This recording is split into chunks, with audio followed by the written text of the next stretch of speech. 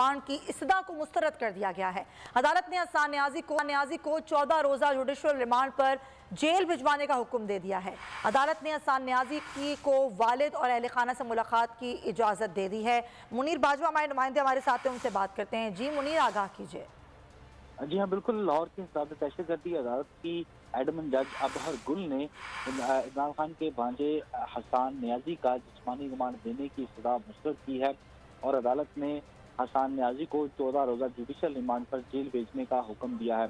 अदालत के रूबरू तफ्तीशी अफसर की जानिब से यह मौक़िफ़ अख्तियार किया गया था कि हसन न्याजी का जिले शाह कत्ल केस और जलाओ गिराव के मुकदमात में उनका फोटोग्रामेटिक टेस्ट करवाना है और उनका लैपटॉप भी बरामद करना है, क्योंकि उनके इमाम पर ये तमाम हंगामा राइज की गई थी।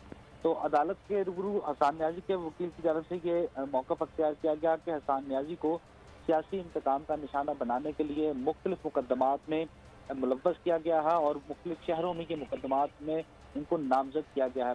और हसन न्याजी के वकील ने यह इस्तदा की कि हसन न्याजी को इस मुकदमा से ही डिस्चार्ज किया जाए, क्योंकि ये तमाम मुकदमात बदनीति की बुनियाद पर दर्ज किए गए हैं और इनके खिलाफ जो मुकदमात दर्ज किए गए हैं और पूरे पाकिस्तान में मुख्तलिफ शहरों में ये मुकदमात दर्ज किए गए हैं और इन्हीं बुनियाद पर ये बदनीति पर मबनी मुकदमात ज़ाहिर होते हैं। लिहाजा उनके खिलाफ जो मुकदमा दर्ज किया गया है उसमें से उनको डिस्चार्ज किया जाए। ताहम अदालत ने हसन न्याजी के वकील के दलाइल से इत्तफाक नहीं किया और हसन न्याजी को इस मुकदमा में जुडिशल रिमांड पर 14 दिन के लिए 14 रोज़ा जुडिशल रिमांड पर जेल भेजने का अदालत ने हुक्म दिया है। बहुत शुक्रिया आपका मुनीर।